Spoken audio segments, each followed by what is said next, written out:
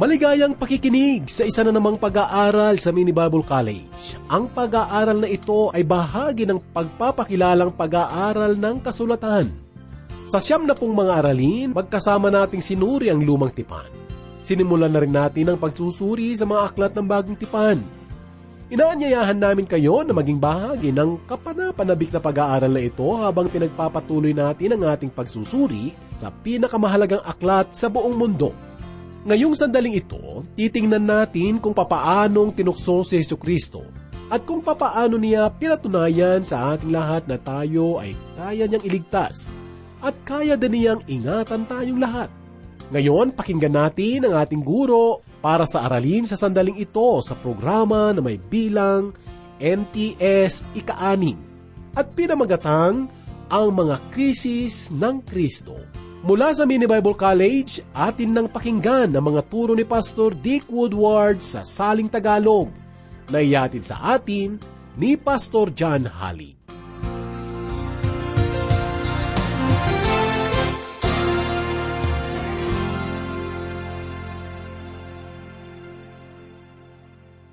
Mga mahal naming tagapakinig sa ating sesyon sa araw na ito, nais kong ipakilala kayo sa pinakadakilang propeta at pinakamahalagang lalaki na ipinanganak ng isang babae.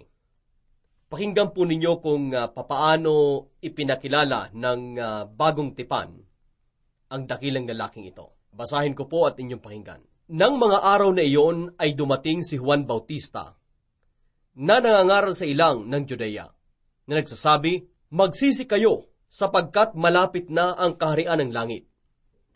Sapagkat siya ang tinutukoy sa pamamagitan ni Propeta Isaias, nang kanyang sabihin ang tinig ng isang sumisigaw sa ilang, "Ihanda ninyo ang daan ng Panginoon, tuwirin ninyo ang kanyang mga landas." Si Juan ay nagsusuot ng damit na yari sa balahibo ng kamelyo at ng isang pamigkis na balat sa kanyang baywang. Ang kanyang pagkain ay mga balang at pulot-pukyutan. Pumunta sa kanya ang mga mamamayan ng Jerusalem, ang buong Judea at ang buong lupain sa paligid ng Jordan. At sila'y kanyang binautismuhan sa ilog ng Jordan na ipinahahayag nila ang kanilang mga kasalanan. Ngunit nang makita niyang marami sa mga Pariseo at Sadusyo ang nagdatingan upang magpabautismo, sinabi nila sa kanila, "Kayong lahi ng mga ulupong, sino ang nagbabala sa inyo upang makatakas sa puot na darating? Mamunga kayo ng nararapat sa pagsisisi. At huwag ninyong sabihin sa inyong sarili, si Abraham ang aming ama, sapagkat sinasabi ko sa inyo na kaya ng Diyos na gumawa ng mga anak ni Abraham mula sa mga batong ito. Ngayon pa lamang ay nakalagay na ang palakol sa ugat ng mga punong kahoy. Ang mga punong kahoy na hindi mabuti ang bunga ay pinuputol at inihahagi sa apoy. Binabautismuhan ko nga kayo sa tubig para sa pagsisisi, ngunit ang dumarating na kasunod ko ay mas makapangyarihan kaysa akin. Hindi ako karapat-dapat magdala ng kanyang sandalyas. Kanyang babautismuhan kayo sa Espiritu Santo at sa apoy. Nasa kamay niya ang kanyang kalaykay at lilinisin niya ang kanyang giikan. Titipunin niya ang kanyang trigo sa kamalig, subalit ang ipa ay susunugin niya sa apoy na hindi mapapatay." Mga giliw kong tagapakinig, yan po ay matatagpuan sa aklat ng Mateo, Kabanata 3, talatang 1 hanggang sa 12. Ito po ang introduction o pagpapakilala sa napakahalagang tauhan sa banal na kasulatan. Wala pong ibang tauhan sa kasulatan na mas makabuluhan kaysa kay Juan Bautista, subalit napakaliit na espasyo ang inilaan sa kanya. Hindi siya ang Juan na isa sa mga apostol. Hindi siya ang may akda ng pang-apat na ebanghelyo. Ang mga sumulat sa dulong bahagi ng Bagong Tipan ang aklat po ng pahayag. Siya ay si Juan Bautista. Sinabi ni Jesus na ang taong ito ang pinakadakilang lalaki na naipanganak ng isang babae. Kayo mga kaibigan na nakasama namin sa pagsusuri ng Lumang Tipan at ng mga aklat ng mga propeta, sino po sa palagay ninyo ang pinakadakilang propeta? Sa palagay ko ay si Moses, dahil ipinangaral ng lahat ng mga propeta ang mga isinulat ni Moses.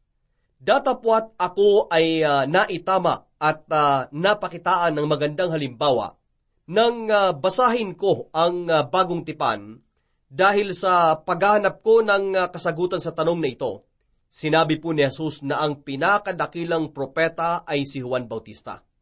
Si Juan Bautista po ang pinakadakilang propeta na naipanganak ng isang babae ayon mismo sa Panginoong Jesucristo.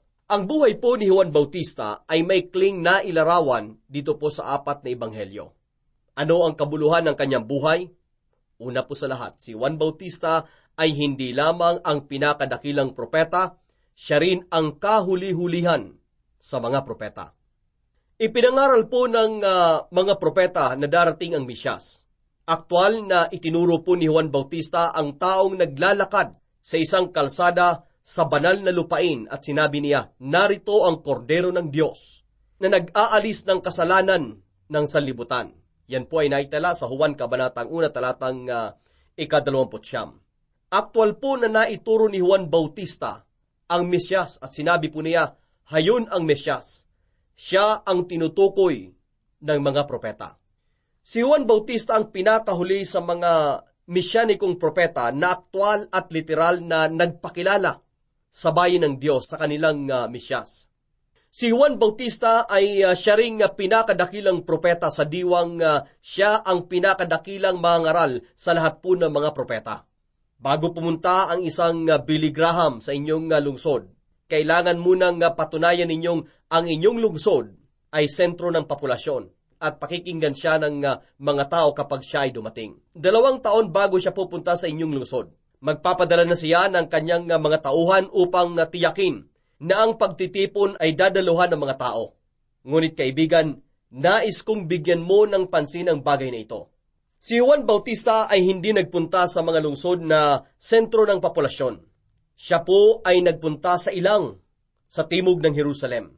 Kung maglalakbay ka sa Jerusalem sa ngayon, kakailanganin mo magbiyahe ng 4 na oras sakay ng bus kung pupunta ka sa timog ng Jerusalem. Pagkatapos ng 4 na oras na biyahe, ituturo sa iyo ang Jordan at sasabihin sa iyo, doon sa banda roon, nangaral si Juan Bautista. Sa 4 na ebanghelyo, mababasa po natin na ang mga taong galing sa Jerusalem at Huda ay naglalakad ng 2 araw papunta sa Jordan upang mapakinggan lamang ang pangaral ng taong ito. Sa isa pong pagkakataon, tinanong ni Jesus ang mga taong ito, bakit ninyo ginagawa ito? Kayong mga Pariseo at Sadusyo, bakit ninyo iniwan ang inyong mga silid-aklatan at mga aklat? Bakit kayo pumunta doon upang pakinggan ang pangaral ng taong ito? Ano ang ninanais ninyong makita doon? Mga talahib na hinihipa ng hangin o isang propeta? Sinasabi ko sa inyo, pumunta kayo doon dahil siya ay isang propeta. Yan po ay sa Mateo Kabanata 11, talatang 7. Mga mahal naming tagapakinig, nakakita na ba kayo ng isang mangaral na sa sobrang galing niyang mangaral, pinupuntan siya ng buong mamamayan upang mapakinggan siyang mangaral? Ang mga mangaral ay nananatili lamang sa kanyang liblib na lugar, ngunit pinupuntahan siya ng lahat ng mga nasa lungsod at bayan. Tiyak ko ang mga ngaral na ito ay sobrang napakagaling. Kaibigan, si Juan Bautista ay ganitong uri ng mga ngaral. Si Juan Bautista ay isang huwaran para po sa lahat ng kalalakihan. Siya ay malakas at mabagsik. Siya ay 31 at kalahating taon gulang lamang nang matapos niya ang kanyang gawain. Malamang siya ay isang kamangha-manghang mga ngaral. Mabalahibo ang kanyang dibdib at nakasuot siya ng kasuotang gawa sa balat ng hayop. Kapag sinabi ng mga tao sa kanilang pastor ang ganito, isang taon na kitang napapakinggang nangaral at ako ay labis na humahanga sa iyong pangaral, kaya naman nais kong bautismohan mo ako. Nais kong maging kaanib ng iyong kongregasyon. Ilan kaya sa mga pastor ang sasagot ng ganito? Kayong lahi ng mga ulupong, sino ang nagbabala sa inyo upang makatakas sa puot na darating? Si Juan Bautista, mga kaibigan, ay ganitong uri ng mga ngaral. Binigyan po ng Diyos si Juan Bautista ng tungkulin, ang ipakilala ang Mesyas. Ang tungkulin niya ay hindi lamang ang ituro si Jesus at sabihing, narito ang kordero ng Diyos na nag-aalis ng kasalanan ng sanlibutan. Kailangan din niyang ihanda ang daraanan ng Mesyas. Siya ay parang naghahanda ng isang lansangan kung saan daraan ang Mesyas. Ito po ang tungkulin at misyon ni Juan Bautista. At ito mismo ang ginawa niya. Isa po sa mga tanda ng kanyang kadakilaan ay nang sabihin niyang, Dito nagtapos ang aking gawain at dito nagsisimula ang kanyang gawain. Nang makita po niya ang Mesyas, binautismuhan ni Juan ang mga tao ng tinatawag na bautismo ng pagsisisi. Makikita po natin na kapag umabot na tayo sa dulo ng Ebanghelyo ni Mateo na hindi ito eksaktong katulad ng ating bautismo ngayon. Nang ibigay ni Jesus ang kanyang dakilang komisyon sa huling bahagi po ng Ebanghelyo ni Mateo, inutusan niyang magbautismo ang kanyang mga apostol, ngunit ang bautismong ito ay hindi kapareho ng bautismo ni Juan. Ipinangaral po ni Juan Bautista, magsisi kayo sapagkat malapit na ang kaharian ng langit. Yan po ay sa Mateo, Kabanata 3, talata 2. Nang magsisi ang mga tao, binautismuhan sila ni Juan. Mga mahal naming tagapakinig, si Juan Bautista ay may tungkulin at nagampanan niya ang kanyang tungkulin nang dumating si Jesus. Isang araw habang siya po ay nagbabautismo, nakita ni Juan ang isang lalaking kagaya niya na kasama sa pila. Nang makita ni Juan si Jesus, sinabi niya, ako dapat ang bautismuhan mo. Ngunit sinabi po ng Panginoong Jesus, Juan, hayaan mong mangyari ito ngayon sapagkat ganito ang nararapat sa atin upang matupad ang buong katuwiran. Kaya naman binautismuhan ni Juan si Jesus. Nang mabautismuhan si Jesus, kaagad siyang umahon sa tubig at nabuksan sa kanya ang kalangitan at nakita niya ang Espiritu ng Diyos na bumababang tulad ng isang kalapati at lumalapag sa kanya. Sinabi po ni Juan, ang nagsugo sa akin upang magbautismo sa tubig ay nagsabi sa akin, ang nakita mong babaan ng Espiritu at manatili sa kanya ay siya ang nagbabautismo sa Espiritu Santo. Siya ang anak ng Diyos. Yun po ay sa Juan, Kabanatang 1, talata 30 hanggang sa 34. Kaya't nang ang banal na Espiritu ay dumapo kay Jesus, nakagaya ng isang kalapati, nagsalita ang Diyos Ama at sinabi niya, ito ang minamahal kong anak, sa kanya ako lubos na nalulugod. Yan po ay matatagpuan sa Mateo, Kabanata 3, talata 16 at 17. Kaibigan, ano sa palagay ninyo ang kabuluhan ng pagbautismo kay Jesus? Ang pagbautismo kay Jesus ay isa sa makabuluhang pangyayari sa buhay po niya. Ang bautismo ni Jesus ay iba sa ating bautismo.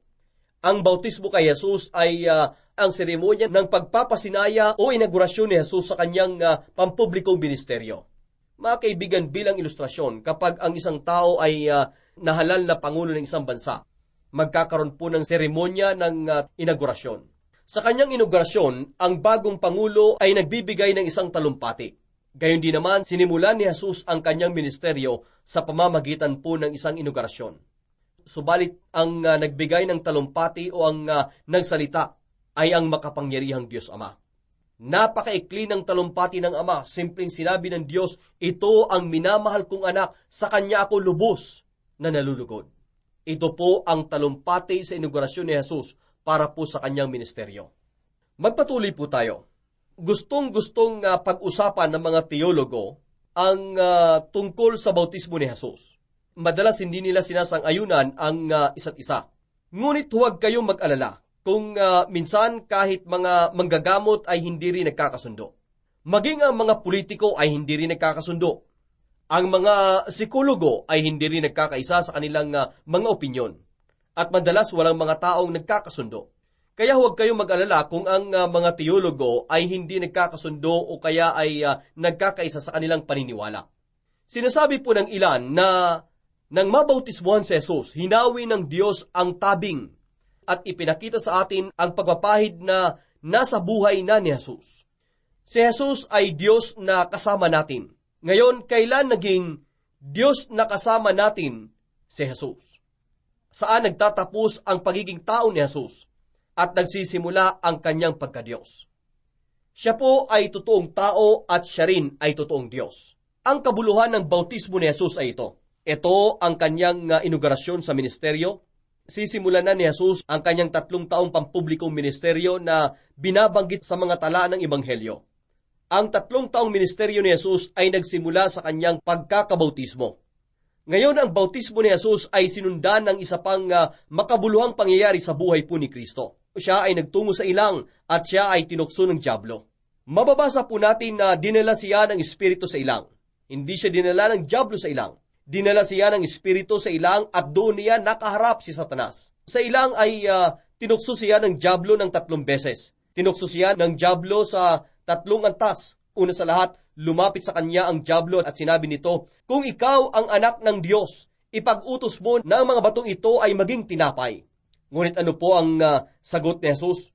Ang sabi po niya, nasusulat, hindi sa tinapay lamang nababubuhay ang tao, kundi sa bawat salitang lumalabas sa bibig ng Diyos. Ito ang unang pagtukso ng dyablo kay Jesus. Pagkatapos ay dinala siya ng dyablo sa banal na lungsod at inilagay siya sa taluktok ng templo at sinabi sa kanya, kung ikaw ang anak ng Diyos, magpatihulog ka sapagkat nasusulat, siya'y mag-uutos sa kanyang mga anghel tungkol sa iyo at aalalayan ka ng kanilang mga kamay, baka masaktan ang iyong paa sa isang bato. Sinabi po sa kanya ni Jesus, nasusulat din naman, huwag mong tutuksoin ang Panginoon mong Diyos.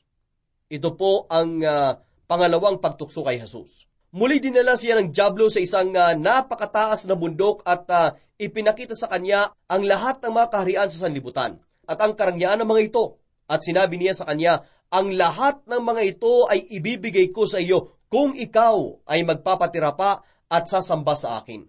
Kaya't sumagot sa kanya si Jesus, ang sabi po niya, lumayas ka, Satanas, sapagkat nasusulat, sambahin mo ang Panginoon mong Diyos at siya lamang ang iyong paglingkuran. Pagkatapos po niyo'y iniwan siya ng dyablo at dumating ang mga anghel at pinaglingkuran siya. Ito po ang pangatlong pagtukso kay Jesus. Mga mahal naming tagapakinig, ano ba ang kabuluhan ng pagtukso kay Kristo doon sa ilang? Una po sa lahat, kailangan nating makita na ang pagtukso kay Kristo Jesus sa ilang ay isang paglalaban sa pagitan ng anak ng Diyos at ni Satanas. Hindi ito ang unang beses na sila ay naglaban. Muli mga kaibigan, kung nakasama ko kayo sa pagsusuri ng lumang tipan, dapat ninyong matandaan na sa 3 kabanata ng aklat ng Genesis, nakilala natin ang isang tao na tinawag na ang anak ng Diyos. Si Adan ay tinawag na anak ng Diyos at si Jesus ay tinawag na anak ng Diyos. Sila lamang ang dalawang tao sa banal na kasulatan na tinawag na anak ng Diyos. Ang kahulugan ng pangalang Adan ay lalaki. Si Adan sa Genesis kabanata 3 ay lalaki ng Diyos. Lumalang ang Diyos na isang lalaki at ganito ang ninanais ng Diyos para sa isang lalaki. Ang lalaking ito ay tinawag na anak ng Diyos at ang pangalan niya ay Adan. Si Adan ay nilagay ng Diyos sa hardin ng Eden at doon siya tinukso ni Satanas. Natalo ni Satanas si Adan at mula noon, binabayaran natin ang mga konsekwensya ng pagkatalong iyon. Ang unang anak ng Diyos ay nabigong maipasa ang pagsubok. Mga mahal naming mag-aaral, naniniwala po si Dr. Campbell Morgan na pagsapit natin sa mga ebanghelyo at mababasa natin ang tungkol sa pagtukso sa ilang, mababasa po natin ang tungkol sa muling paglalaban sa pagitan ni Satanas at ng tao. Ayon kay Dr. Campbell Morgan, ang pagtukso sa ilang na mababasa natin sa mga ebanghelyo ay ang pinakamahalaga sa lahat ng muling paglalaban. Si Jesus ang sumusugod. Nagpunta siya sa ilang at sinukol niya si Satanas. Nagkaroon siya ng muling pakikipagtuos kay Satanas. Naniniwala si Campbell Morgan na kung makakaiwas lamang si Satanas sa muling pakikipagtuos na iyon, ay tiyak na iiwasan niya ito. Nalalaman ni Satanas na ang anak ng Diyos na ito ang tinatawag ding ang huling Adan dito po sa banal na kasulatan. Siya ay tiyak na mananalo sa muling pagtutuos na iyon. Mga kaibigan, tanungin natin kung ano ang sinasabi nito. Ano ang kahulugan nito? Ano ang halaga nito sa akin? At higit po sa lahat, ano ang halaga nito sa Diyos? At ano ang halaga nito sa aking buhay sa kasalukuyan? Sa 4 na kabanata ng Mateo, pumunta si Jesus sa ilang kung saan siya ay tinukso ni Satanas. Nang tuksoin ni Satanas si Jesus, ganito niya unang tinukso si Jesus. Si Jesus ay nag-aayuno sa loob ng 40 araw at gabi. Obserbahan po ninyong sa loob ng 40 araw at gabi, si Jesus ay nag-ayuno. Ang 40 araw at gabi ay kumakatawan sa limitasyon o haba ng panahon na ang tao ay maaaring hindi kumain at hindi uminom. Si Jesus ay gutom na gutom nang sabihin ni Satanas ang ganito, kung ikaw ang anak ng Diyos, gawin mong tinapay ang mga batong ito. Ngunit ano po ang sagot ni Jesus? Nasusulat. Ang kauna-unahang mga salita ng Mesyas sa mga sinoptikong ebanghelyo ay nasusulat. Nakakawiling malaman na si Jesus ay sumagot sa manunukso sa kanya sa pamamagitan ng pagsipi sa banal na kasulatan. Ang pagtukso kay Adan at Eva dito po sa aklat ng Genesis kabanata 3 at ang pagtukso kay Jesus dito sa ebanghelyo ay may mga kawili-wiling pagkakatulad. Kung aaralin mo ang 3 kabanata ng Genesis ay mauunawaan kung ano ang tunay nitong sinasabi. ganito po ang makikita mo. Unahin ang pisikal at pangalawa lamang ang espiritual. Nilalang ng Diyos ang tao bilang taong may panlabas at panloob na pagkatao. Sa ikalawang kabanata ng Henesis, mababasa po natin na kumuha ang Diyos ng maliit na tumpok ng alabok at hinipan niya sa alabok na ito ang hininga ng buhay. At ang tao ay naging nabubuhay na kaluluwa. Bilang resulta ng pagkalalang ng Diyos sa tao, ang tao ay may panlabas at panloob na pagkatao. Sa buong banal na kasulatan, sinasabi po sa atin na ang panloob na pagkatao ay ang pinakamahalagang bahagi o dimensyon ng tao. Dahil ang panloob na pagkatao ay walang hanggan. Ang panloob na dimensyon ng tao ay ang bahagi ng tao na nilikha sa wangis at anyo ng Diyos.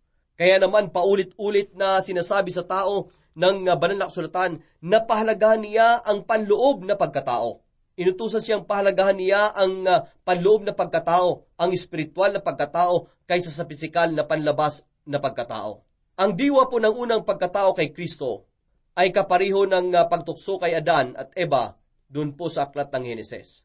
Datapwat sa mga ebanghelyo at anak ng Diyos, si Jesus ay hindi nadaya. Ang tugon ni Jesus sa pagtukso ni Satanas ay ganito.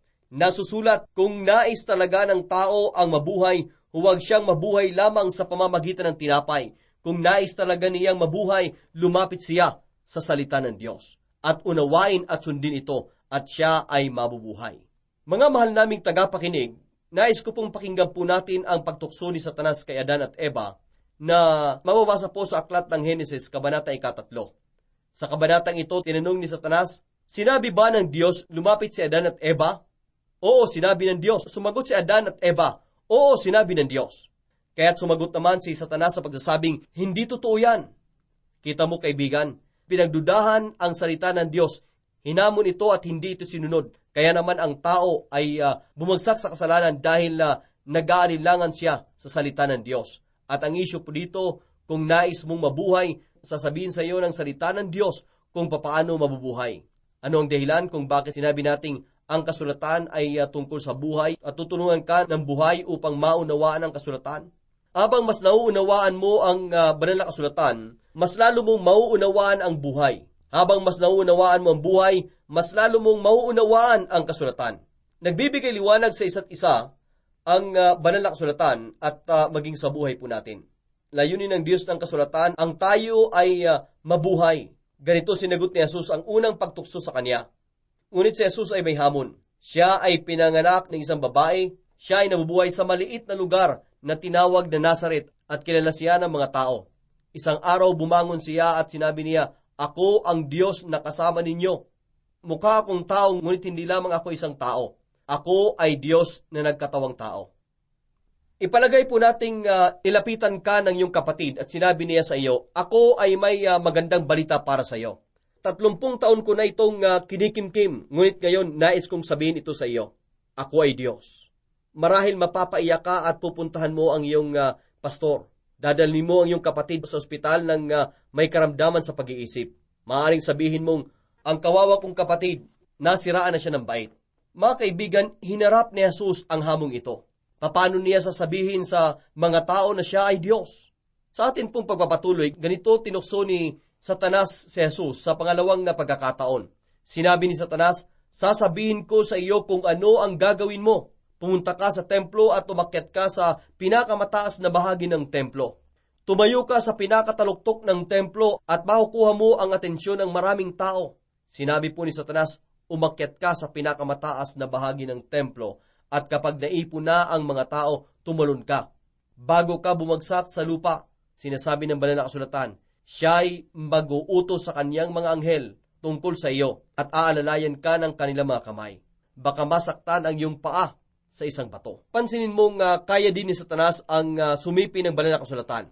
Muli sumagot si Jesus gamit ang kasulatan at sinabi niya ang ganito, nasusulat din naman, huwag mong tutuksohin ang Panginoon mong Diyos. Mga mahal naming tagapakinig, hindi ko makalimutan ng ihatid namin ang aming bunsong anak sa isang pamantasan. Nais niyang mag-aral ng mga iba't ibang wika. Bilang baguhan, nagpalista siya para sa mga wikang Aleman, Pranses at Hebreo. Naisip ko, ano kaya ang mangyayari kapag nakipagpulong ako sa pinuno ng departamento ng mga wika at sabihin kong kami ang magulang ng batang ito. Mahal na mahal namin siya at nais naming malaman mo ang ilang impormasyon tungkol sa kanya. Unang-una, ayaw na ayaw niya ng mga pagsusulit. Sa katunayan, kinakabahan siya tuwing kumukuha siya ng pagsusulit. Naging dahilan ito upang malungkot siya. Kaya naman ayaw namin na bibigyan ninyo siya ng pagsusulit habang siya ay nasa iyong pamantasan. Mga mahal naming tagapakinig, kung ginawa namin iyon, sa palagay mo tatanggapin siya. Ipalagay nating sinabi namin, sa katunayan, napakagaling ng aming anak sa wikang Aleman. Pinag-aralan niya ito ng 5 taon. Iharap ninyo sa amin ang iyong pinakapinuno at siya ay susubukan ang aming anak upang malaman kung meron nga ba siyang kakayahang magturo ng mga wika. Sa palagay mo, tatanggapin nila ang hamong ito? Makikita mo, kaibigan, na ang sinabi ni Jesus kay Satanas ay ito. Kung ang isang tao ay mag-aaral sa pamantasan ng pananampalataya, wala sa kanyang kaukulang karapatan ang subukin ng Diyos. Ang Diyos ang may karapatang subukin siya at bigyan siya ng iba't ibang pagsusulit. Maaari siyang subukin ng Diyos anumang oras, saan man, at sa kung papaanong pamamaraan, dahil ito ang kalikasan ng pananampalataya. Datapwat hindi karapatan ng tao ang subukan ng Diyos. Saan niya nakuha ang ideya na dapat nating subukan ng Diyos? Saan natin nakuha ang ideya na kailangan ng Diyos ang magbigay ng patunay sa atin? Ito po ang diwa ng pangalawang pagtukso ni Satanas kay Jesus. Upang maintindihan po natin ang pangatlong pagtukso ni Satanas kay Jesus, kailangan mong maintindihan ang isang mensahe na matatagpuan sa buong banal na kasulatan. Kapag sinala mo ang mga mensahe ng kasulatan ng maraming beses, makukuha mo ang mensaheng ito. Diyos muna. Hindi komplikado ang unahin ang Diyos, ngunit hindi rin po ito madali. Makikita mo, kaibigan, na kapag ang Diyos ang una, walang iba na maaaring manguna. Walang ibang dapat manguna maliban sa Diyos. Ang pangunahing pagtukso ni Satanas kay Jesus ay ganito kasimple. Unahin mo ang anumang bagay maliban sa Diyos. Unahin mo ang iyong sarili. Sa pangatlong pagkakataon, sumagot po si Jesus gamit ang banal na kasulatan at sinabi po niya, nasusulat, sambahin mo ang Panginoon mong Diyos at siya lamang ang iyong paglingkuran. Nakita mo, kaibigan, na kapag pinaglilingkuran mo ang Diyos, hindi ka maaring magsilbi sa iba. Sinasabi po sa Salmo Kabanata 23, ang Panginoon ang aking pastol.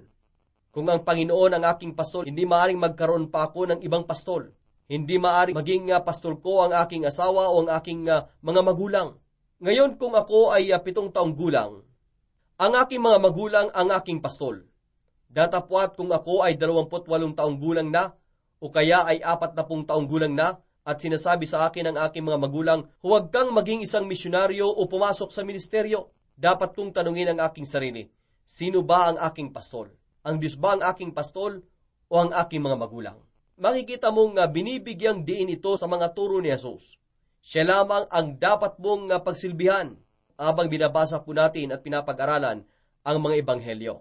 Maririnig mong sinasabi ni Jesus, dapat mo akong unahin sa buhay mo. Ako dapat ang pinakamahalaga sa buhay mo. Mas mahalaga ako dapat kaysa sa lahat ng mga ari-arian mo. Unahin mo ako. Ito ang itinuro ni Jesus at ganito niya pinabulaanan ang dyablo. Sinabi ni Jesus, unahin mo ang Diyos at wala ng iba. Pagkatapos na mapabulaanan ni Jesus si Satanas sa 3 pagkakataon, mababasa po natin na pansamantalang lumisan si Satanas. Naniniwala akong sa buong buhay ni Jesus dito sa lupa, siya ay tinukso ni Satanas sa 3 antas na ito. Naniniwala akong si Jesus ay patuloy na tinutukso ni Satanas dito po sa lupa. Ano kaya ang kabuluhan ng mga pangyayaring ito sa buhay po ni Kristo? Tinanong ng mga teologo, maaari bang matukso si Kristo? Habang tinutukso si Jesus sa ilang, ang Diyos ba ay nasa langit at nagsasabing, sana huwag siyang matukso? Ang unang Adan ay natukso. Sana huwag matukso ang pangalawang Adan. Sa palagay mo, ganito ang nangyari? Hindi po gayon. Sinasabi po ng mga teologo, hindi siya matutukso kailanman. Ngayon, ang susunod na tanong ay ganito po. Bakit siya tinukso? Bilang ilustrasyon, mga mahal naming tagapakinig, pakinggan ninyo ang kwentong ito. May narinig akong kwento tungkol po sa isang tulay na daraanan ng release ng mga tren na nakatayo pa lamang. Upang masubok ang katatagan ng tulay, dadaanin nila dito ang dalawang tren. Nang magsimulang umandar ang tren, tinanong ng isang bata ang isang ininyero na kasamang tayo ng tulay. Tinanong ng bata, babagsak ba ang tulay? Sumagot ang ininyero, siyempre hindi. Nagtanong uli ang bata, kung ganun bakit kailangang padaanan pa ito ng dalawang tren? Kung hindi naman pala ito babagsak. Sumagot ang ininyero, upang patunayan na hindi ito babagsak. Nakita po ninyo mga kaibigan, napakahalaga na maipakita ng Diyos sa atin sa pagsisimula ng ministeryo ng ating tagapagligtas na hindi siya maaring matukso o mahulog sa kasalanan. Isa po sa mga huling talata sa banal na kasulatan ay nagsasabi po ng ganito tungkol kay Jesucristo. Sa Kanya na may kakayahang mag-ingat sa inyo mula sa pagkatisod. Yan po ay sa aklat ng Judas, kabanatang 1, talata 24. Makikita mo kaibigan, habang natututo tayo mula sa aklat ng mga gawa at sa mga sulat na ang pinakamakapangyarihang katotohanan sa bagong tipan ay ito. Si Jesucristo ay buhay at siya ay nasa ating planeta ngayon. Nasaan siya? Tinanong po ng mga mago ang tanong na ito. Nasaan siya? Ang sagot sa katanungang iyan, siya ay nasa iyo. Kung ikaw ay tagasunod ni Jesus, nalalaman mo bang ang iyong katawan ay templo ni Kristo? Diyan siya nananahan siya sa iyo. Si Kristo na nasa iyo ang tanging pag-asa upang maluwalhati mo ang Diyos. Ngayon, kung ang Kristo na hindi maaring matukso at matisod ay nananahan sa akin, maaari ba niya akong ingatan mula sa pagkatisod? Siyempre kaya niya. Kung nananalig ako sa Kanya at namumuhay ako ng ayon sa kalooban niya, maaari niya akong ingatan mula sa pagkakatisod. Bilang halimbawa, maipapakita niya sa akin kung papaano sumagot sa mga pagsubok ni Satanas. Dahil palaging sinasabi sa atin ni Satanas, unahin mo ang pisikal at pangalawa lamang ang espiritual. Sinabi rin niya, huwag mong asahang susubukan ka ng Diyos, kundi palagian mong subukan ng Diyos. Huwag mo siya pagtiwalaan. Dagdag pa ni Satanas, subukan mo siya. Ito po ang mga estratehiya ng dyablo upang tayo ay maligaw. Dinadala tayo ng pangatlong pagsubok ng harapan sa kaaway ng ating kaluluwa at ating pakikipagrelasyon sa Diyos. Unahin mo ang unang bagay maliban sa Diyos. Unahin mo ang iyong mga magulang. Unahin mo ang iyong asawa. Unahin mo ang iba pang tao. Unahin mo ang iyong pinuno. Unahin mo ang iyong negosyo. Unahin mo ang iyong pinansyal na seguridad. Unahin mo ang anumang bagay maliban sa Diyos. Mga kaibigan, ganito tayo inilalayo ni Satanas mula sa pinakamabuting bagay na laan ng Diyos para po sa atin. Ang pinakamalaking kaaway ng pinakamabuting bagay na laan ng Diyos para sa atin ay ang mga bagay na mabuti lamang. Inaalok tayo ng kaaway ng mga bagay na mabuti kapalit po ng mga pinakamabuting bagay na laan ng Diyos para po sa atin. Kaibigan, kung nais ng Diyos ang ikaw ay maging misyonerong manggagamot, hindi ka tutuksoy ni Satanas na manloob at pagnakawan ng isang bangko. Batid ni Satanas na hindi mo gagawin iyon. Kaya naman sasabihin ni Satanas sa iyo ang ganito, alam mo, kailangan namin ng mga manggagamot dito. Mabuting dumito ka na lamang. Tutuksohin tayo ni Satanas na gawin ang mabuting bagay upang hindi natin maranasan ang pinakamabuting bagay na laan ng Diyos. Nais ng Diyos na unahin natin siya. Kapag inuna natin ang Diyos, mapapasa atin ang pinakamahalagang bagay na laan ng Diyos. Patuloy tayong tinutukso ni Satanas na unahin ang unang bagay maliban sa Diyos. Tutuksoin ka ni Satanas na tanggapin ang anumang bagay maliban sa pinakamabuting bagay na laan ng Diyos para sa iyo. Sa Ebanghelyo ni Mateo, ipapakita sa atin ni Jesus na ang buhay ay napakaikli at napakahalaga upang gugulin sa mga bagay na hindi naman pinakamabuti para sa atin. Nangangahulugan ito na sa ating pagsunod sa Kanya, lagi nating uunahin natin ang Diyos. Sa palagay ko, ito ang kabuluhan ng pagtukso kay Jesus sa ilang. Mga mahal naming tagapakinig, nais kong iwan sa inyo ang tanong na ito. Inuuna mo ba si Jesucristo sa iyong buhay? Karapat dapat siyang unahin at ninanais niyang unahin natin siya. Ngunit hindi ka niya pipiliting unahin siya. Sinasabi ng katotohanan, nakatayo siya sa may pintuan ng iyong puso at doon ay kumakatok. Ang tanong, papapasukin mo ba siya at hayaang mauna siya sa iyong buhay?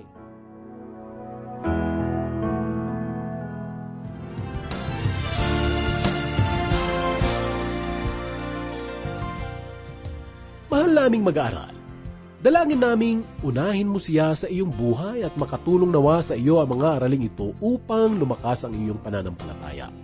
Isang kamanghamanghang katotohanan ng malamang ang kapangyarihan ng Diyos ay laan upang ingatan tayo mula sa pagkatisod. Hanggang sa muli, nawa ang kapangyarihan ng Diyos na nagbigay sa iyo ng bagong buhay ay ingatan ka at bantayan ka mula sa lahat ng mga kasamaan ng kaaway ng iyong kaluluwa. Amen.